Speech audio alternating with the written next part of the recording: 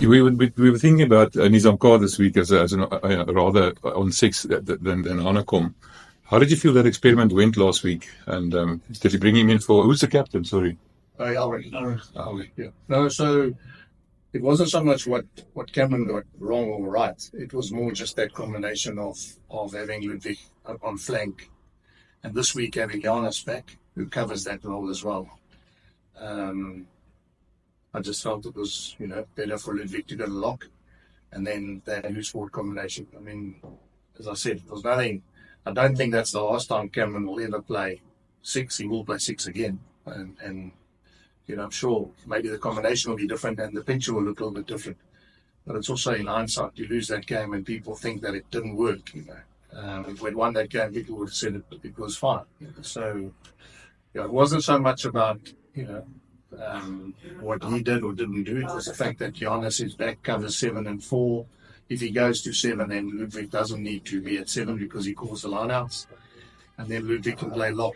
And while Ruan Nokia still got a hammy injury, the more exposure he gets at calling lineouts and in that position, the better for us as well.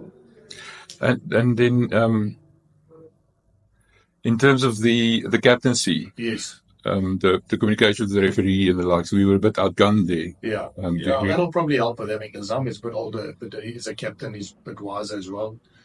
And we spoke about that. It's interesting. On Monday, I spoke to Ulrich about it. He just said, look, probably didn't get out of the game captaincy-wise what we wanted to get out of it. But, to be fair, look, Conor Murray, he's played X amount of tests talking to the ref, and then Peter Amani talking to the ref, and then O'Donoghue talking to the ref. I mean, you can't really compare. Those guys have got massive amounts of experience. They know what to say, when to say it. And that's one of the things that has been a secret of many successful sides is how they can get into the referee. And I mean, as in different times of the game with things they want to get through to the game. And they did it, much better than us, not for 1 minute. Underestimating the fact that we need more leaders on the field. But that will come. I mean, Ludwig's been a captain before. Nizam's been a captain, Ulrich's been a captain. When we get Ruan and Marcel back, that's 5 captains and we'll have on the field. A little bit like the Boks when I was coaching, started with John Smith, and then all of a sudden, Scott Berger became a captain of Province, Jean de Villiers became a captain of Province, Victor and Farid captain the Bulls, and all of then we had so many more leaders on the field. So it's still a work in progress for us. And you're right, we're probably a little bit shy there on what we wanted to get out of the way we want to manage the game as a captain. Jay?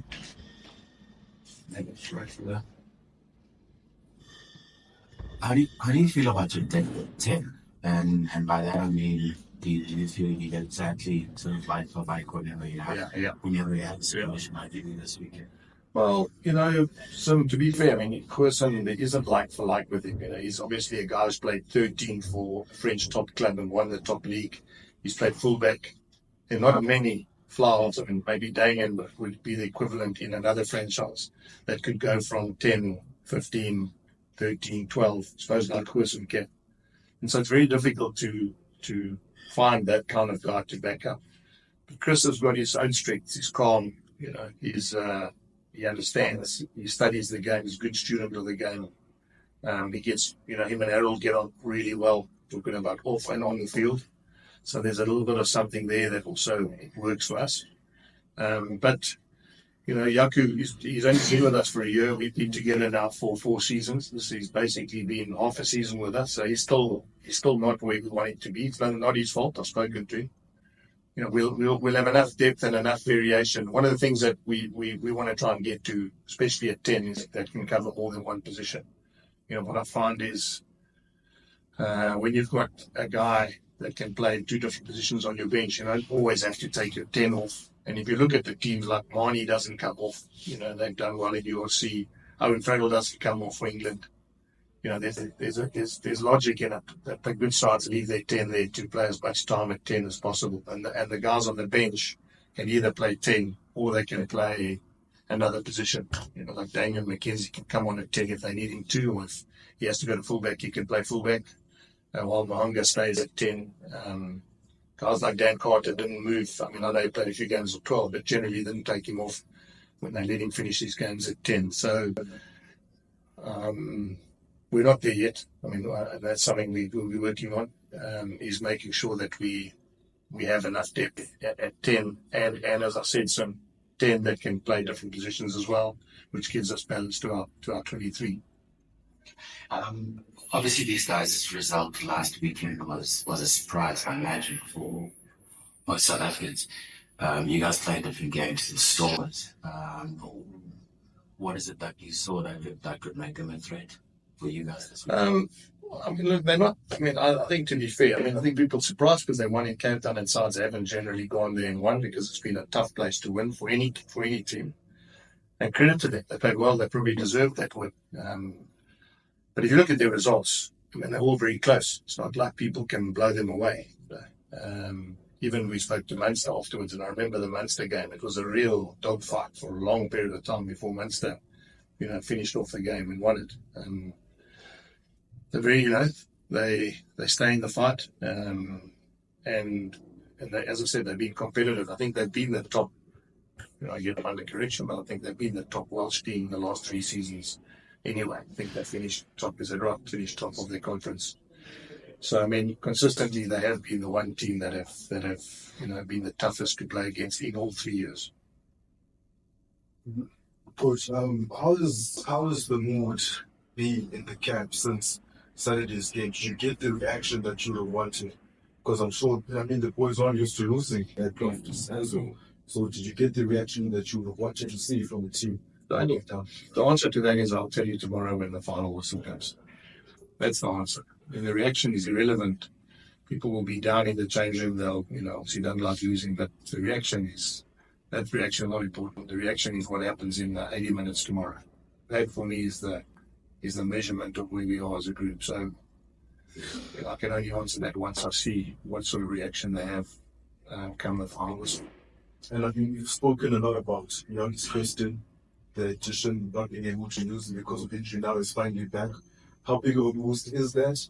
And how difficult is it for him to come back during what could be the business end of the season as well? Well, let me say this. Johannes is one of those guys who's won the European Cup and the English Premiership. There are not many guys that have done that. So he brings to the team in the back end of a competition where it's now knockout stages an incredible amount of knowledge, understanding, calmness. And there's another guy who might not be a captain, but he'll definitely have some leadership qualities on the field to help those youngsters as well. And I've only worked with him now for a short space of time, but I can tell you that in his book, he'll know everything about the Ospreys. He would have known everything about the lineouts. He would have done his homework. He does it every week. Even though he hasn't been playing, he's an incredibly detailed guy, incredibly bright. And so the impact for me is, like you said, what does it mean coming? I can only think for the youngsters, if he can instill what he knows and what he's learned and what he does in a week in his preparation to this group of players, then it's a really added value. Just the decision to move going back to week. Yeah. Well, it's not. Again, I've tried the 13. Probably hasn't been buzzing there. It's not his fault. He hasn't given me what I thought. Harold has been tried and tested with Chris. They know each other well. As I said, they play golf together regularly, so they've played together. And they train together a lot. David can play 13, and then the back three have played for South Africa. So it's not like, Sebastian got a bang on the head. He's out this week, so that's been forced. In other words, he's not available. And he will go back to 13 again, I'm sure. I'm sure I'll have to use him there at 13 again when Sebastian and Sergio Peterson and all those guys are available. Henry Norman. But for this week, it's got nothing to do with, tactically or technically or whatever. I know how good he is. I know how good a rugby player he is. I've got to find a place for him. And the way they set up of the team is now, for him to go and play with Philly and with Curtly in the back three, it's not, we're not losing anything. Just on your own question, just for the record, did you have a hearing this week? Yeah. Or did you plan to listen in? Yeah, well, there's a thing called, I wish I had my phone here, but there's a thing called, I wish I had the name for it, but basically we accepted the fact that it was, it was a red card. I think it's called an abbreviated process. basically what that means is you send in your submission. We got a report, and there I must say, guys, I'm glad you asked me because I actually reached one about it. I really, really want to explain to you that Craig Casey wrote a report, and he was the player who got injured. In other words, he's the player that got tackled. Incredible sportsmanship. I mean, the report he wrote was spot on. In other words, there was no agenda. He wasn't trying to nail anybody. He said he picked the ball up, he was going to pass it. He then changed his direction. He stood up because he saw the person coming. He said that the person didn't have any intent, wasn't coming to hurt him. It was just a rugby incident. And I say that to you because think about it. Munster and Bulls are vying for playoffs, and Munster and Bulls are vying to finish as high as they can. And they wouldn't be not aware of the fact that if Goosen gets 6-7 weeks, that's a hell of a thing for our campaign. So I can tell you, I was super impressed. Send him a message, send their team a message, because it shows why they're champions, why they won it. It shows why they're so high up in the competition and why they're considered a great club. Because they were, I mean, I can't overemphasize that. When I read that, it was word for word what I saw. Ball popped out of the ruck. I was going to pass it. I saw him coming. I changed. I stood up. I mean, it was a rugby incident. He probably came off worse than me. These are words that he wrote. And we spoke afterwards, and I just think that shows real class. Jake, within the context now of the rock, I think you guys are pretty much in control of your own destiny. Yeah. Well, last week, I mean, it's accept guys. Last week wasn't something we wanted. We lost at home. You've got to win. You've got to win your home games. I've said it. You've got to get some away wins. So it wasn't ideal, but we played against a team that, don't undervalue them. As I said, they're champions of the USC. They're consistently in the top of most competitions they play. I gave you that analysis or that stat, which is spooky. I mean, one guy's got 115 test matches and he's 10 years older than Scrum-Off, who's playing his 50th URC game. You look at, Armani, you look at Cameron Hunter, or you look at Ludwig, and you look at O'Donnell, and they've got more test caps than these guys have got professional senior games. So we'll get there. I'm 100% sure that if we had 15 men, we probably could have still won that game. And that's with the squad we have at this moment in time, experience-wise. So to answer your question, we've still got our destiny in our hands. We've still got 3 games at Loftus. There's still a lot of rugby. I'm sure you're all aware, a lot of rugby of teams that still got to play each other, that are close to each other. It's not a case of, teams that are near us, have got teams that are right at the bottom of the log. Tonight Ulster play better. And that has an impact on, because someone's going to take points from someone. And then Connacht and Munster and Ulster still have to play Leinster. And those guys need those wins to finish in the top 8. So there's so many other intriguing situations that can happen. And while we can control winning at Loftus and obviously getting to the last game, we know we still have got our faith in our hands. That's important. How do you know we can sort of take chance of the game and not allow Ospreys slow down the match? Yeah, well, that's one thing last week, guys. I'm sure you saw, because you guys were here. Game was slowed down a lot. It was a thing we've got to communicate from the referees this weekend, and from Tapa, the head of referees, saying we need to be conscious of the fact that we can't have games going on like 150 minutes, whatever. Because it kills into the TV time. We're gonna make sure that games, and we can't stop a serious injury. Obviously that takes time. We can't have games that drag on because at every stoppage there's an injury. So it was something that the powers that be have spoken about. So, hopefully that'll count in our favour, because it's altitude, 3:00 in the afternoon, it's hot.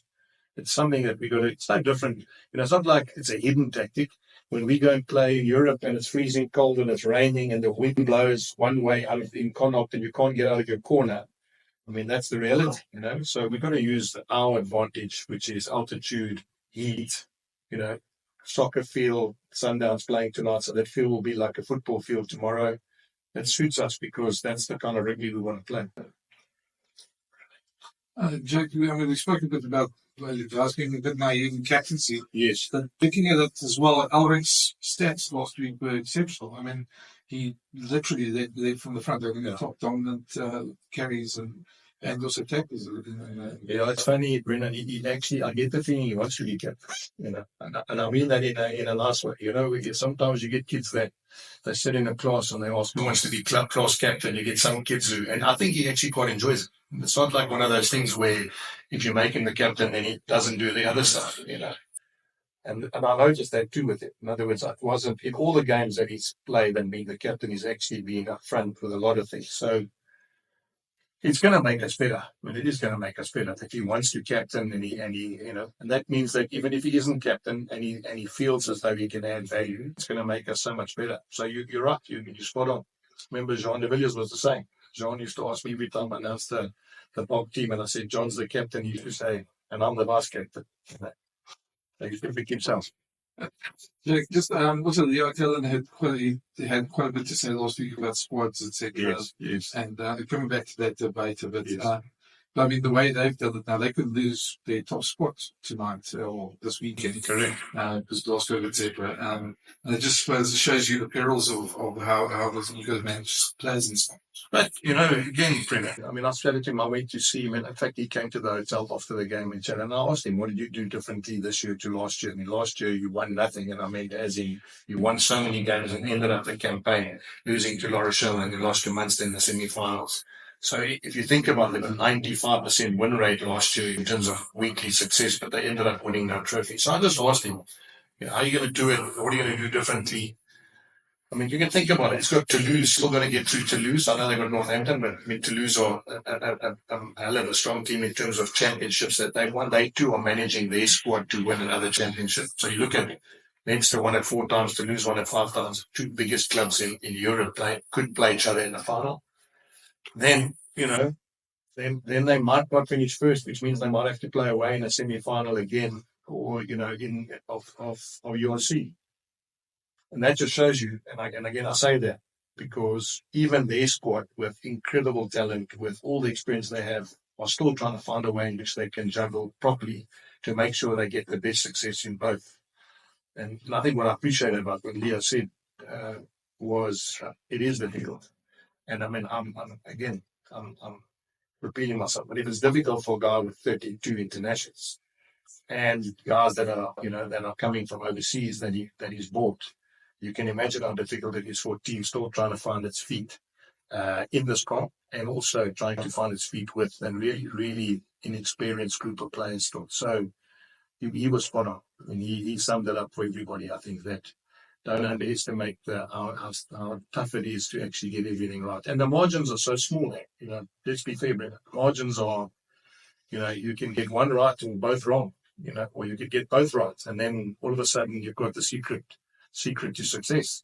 If they don't win anything this year, then Paul say, well, the model didn't work. They go on and win both. Well, then the model that they've got, that's the judgment or the sort of measurement that all the coaches are trying to find.